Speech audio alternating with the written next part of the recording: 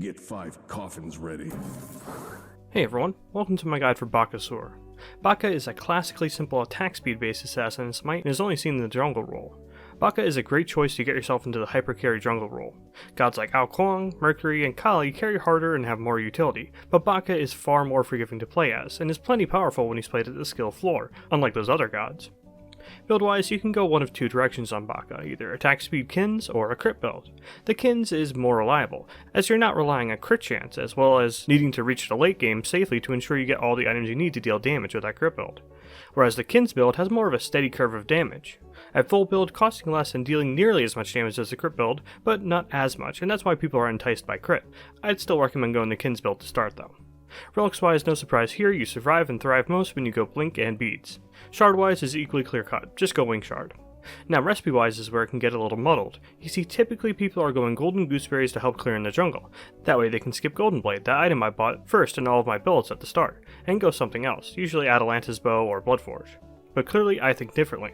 In my opinion, Golden Blade is a much better spike and is far more reliable than going Golden Gooseberries and then going into a more expensive power item. A further discussion will follow at the end of the video, but for now, just know that you need to go either Golden Blade to start off your builds, or you want to go something like Bloodforge or Atalanta's bow and go Golden Gooseberries for your recipe. If you go Golden Blade, I'd say Party Punch is the best recipe overall. Let's explore why those Golden Gooseberries and Golden Blade are so important for Baka by talking about his dirt simple passive. Baka gains move speed and attack speed every time he successfully kills any entity. Assists not counting. Gold Furies, lane minions, gods, whatever it is, if Baka kills it he gains a stack of his passive. That's right, a stack, because Baka can stack this up to 3 times. And this is what makes Baka such an amazing power farmer, and why he's good for newer players, since Baka is just flying around the map killing every minion on sight, faster than most thanks to that movement speed. But he also needs Golden Blade or Golden Gooseberries to get this done. Baka doesn't have good jungle clear himself, but what he has is his passive, so team it with the AoE effect of one of the golden boys here and you can clear very efficiently and effectively. Bouncing from one camp to another, shredding them with your basic attacks, it's great and something most other gods can't afford to do. We'll come back to this passive later on, but in short, try to always keep it stacked when you can. The attack speed and movement speed on offer here is pretty immense. Let's talk about the other way Baka gets around with his first ability. Baka leaps forward, dealing damage to any enemies in the AoE he lands in. Additionally, any enemies hit by this ability take % bonus damage from all of Baka's damage. So yes, his crits, kins, and any other damage effects in addition to his basic attacks will deal % bonus damage. It's pretty crazy. But of course, this doesn't mean that you just leap in every time you want to gank. You still do the age-old blink in to start your ganks, and then use this to chase, using the bonus damage to finish off kills rather than trying to use the entire duration of the bonus damage to burst someone down immediately. This is also the case because Baka is a basic attack based character, so since he relies on chasing people down with basic attacks, he makes use of the entire duration of this ability to just chase down kills. The effect won't last throughout the entirety of a gank. This ability is exceptionally simple then. Use it to chase down ganks and when dive attempts are going well, and use it purely as an escape when that gank or dive doesn't go well, going over walls whenever you can for a better chance of escape. Let's get closer to talking about actually ganking as Baka by getting his second ability out of the way. Bakasura eats a minion and must have an acceptable target in range to cast this ability. Baka can eat any base jungle monster or lane minion, but cannot eat things like Fire Giant or Gold Fury. Big minion jungle monsters, such as buff holders however, must be brought to 33% HP before Baka can eat them, and they will be clearly marked once they're in range to be eaten. Once eaten, Baka will be healed as well as granted mana, the mana amount always being more than the cost of this ability. He will also be granted extra protections, and of course will be given a stack of his passive since he killed a minion. So the gameplay cycle of Baka while farming is basic attack down the camp with the golden items, then eat the big minion once it's in XP range. And yeah, that's kinda it. Just use this ability, it's great. Don't forget to use it in clutch moments too though, like eating a minion just to keep your passive up while ganking, or using it while being chased on a stray minion to keep yourself better sustained and have a better chance of surviving. And also, invading the enemy jungle. If Baka gives you a free pass on anything, it's invading the enemy jungle, because remember, you can eat any minion, so if you just waltz into the enemy jungle, you're pretty much guaranteed to get the enemy's buff so long as you time it correctly. You don't want to force this of course, but Baka is a legendary buff camp stealer with this ability, and the fact that he heals and gets his passive stacked after eating a minion just means he has an even better chance of getting away with it. Let's finally get to how Baka actually does damage with his third ability. By leveling this ability, Baka gains power permanently, and this is why he's able to get away with that Hasten Katana item without losing too much damage. Although of course it doesn't mean you can just buy 6 items with 0 power on them thanks to this passive power.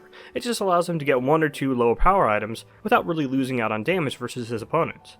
And you usually use that Hasten Katana item I mentioned for this, as it's basically a necessity for him just like the AoE basic attacking items. Once activated, Baka will deal true damage whenever he lands a basic attack, lasting for 6 seconds total. And as you'd expect, the bonus damage by your first ability will affect the true damage in this ability too. And don't worry, once the ability ends and goes on cooldown, he'll still have that permanent physical power. And yeah, that's all. Baka deals bonus damage with his basic attacks. I mean, I guess timing it is fairly important, but all there really is to it is popping it before you try and go in. And if you run out the duration, sure, it's a pain, but if you run out the clock on this ability and your gank target is still significantly healthy, all you have to do is just turn around and walk away. Baka, at least in the early and mid game, is defined by whether or not this ability is up. If it's up, he can fight, and frankly, he's going to win most trades, and if it's down, he's going to lose them. You may wonder though, can't anyone just hard CC Baka once he activates this ability to completely negate it? Well, that's where Baka's ultimate comes into play. Baka deploys an AoE into a target area, which will slow and cripple enemies. Then he'll become CC immune for a whopping 2 seconds, and his basic attacks will now strike in an AoE for 6 seconds, the same duration as the crippling and slowing area. Baka will also regurgitate all of the minions he's eaten with his second ability since the last time he ulted, up to a total of 6, shown here on the passive bar. These minions have a set amount of health, and deal a set amount of damage. It doesn't matter what you ate with your second ability, they will always spawn as these same minions. These minions have okay health and deal okay damage, but really what they have is numbers, so long as you've been farming correctly with your second ability. Ever heard of that rhetorical question, like how many 4th graders could you beat up? Yeah, it's basically the same idea here. They can overpower you with pure numbers. Basically what I'm saying is these minions seem superfluous at first, but it really adds up in terms of damage, but especially defense when it comes to straight up blocking things like basic attacks and certain abilities. So when times are tough and you think you can't 1v1 an ADC on the enemy team, remember that you have several blocks of basic attacks with the minions of this ability. But of course, they're minions, so that means at any time you can eat them with your second ability, not just for the heal, but also a stack of your passive. Of course, you don't want to just ult and then eat immediately, that wastes your CC immunity time. You usually want to eat once your CC immunity ends, since that's when you become more vulnerable again. And if I had a list of notes, they'd be pretty empty by now. Blink ult 3, then eat one of your minions or a lane minion with your second ability, to keep the gank going. And that's Bakasura. There are of course moments, for instance while being chased, where you want to use this ability to get some CC immunity to avoid being CC'd, and remember, if you use this while being chased, you can use it for a free heal and a passive stack with your second ability if there's no other minions around. Although the nuances with this character are few and far between. More on that later. For now, combos. 1, 3 basic attacks and 2 any minion you can while chasing. Blink, 3 basic attacks. Chase them with your 1 and 2 any minions you can while chasing. Blink, ult 3 basic attacks to one of your minions, and chase with your first ability. For ability level you want your 1 at level 1. I understand how your 2 may seem appealing, but seriously your 1 is just better overall. Then your 3 at level 2 and your 2 at level 3. From there are a few ways you can go. You of course want to max your third ability as soon as possible, leveling it at level 9 over your ultimate to get it maxed as soon as you can. But what about your other abilities? Your first ability gives good burst damage, but your second ability gives you crazy sustain if you level it early, and your ultimate, which is very necessary for ganks, gets a lower in cooldown as you level it. Well for me, after I max my third ability, I max the 2, then my ultimate, and then my first ability. But seriously, you can go any order, it's going to feel fine. Just try them all for yourself and stick with the method that feels best to you.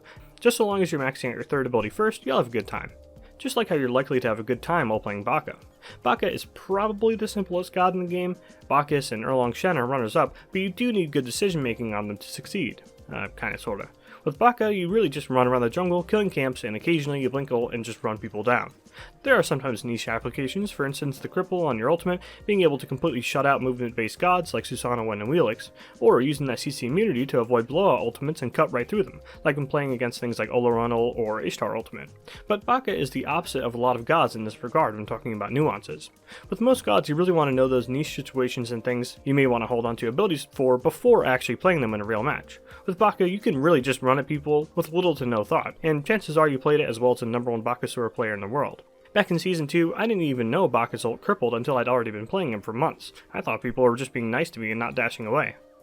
So pick up Baka if you're looking for an easy way into the jungle, who will teach you in the most basic terms how to farm, how to gank. He really is good for learning the basics, since, well, all you have to do mechanically is basic attack, so that means you can more easily catch on to and watch things like buff timers, jungle paths, warding for rotations, and so on, and not get caught up in all that lousy button pressing other gods have to do.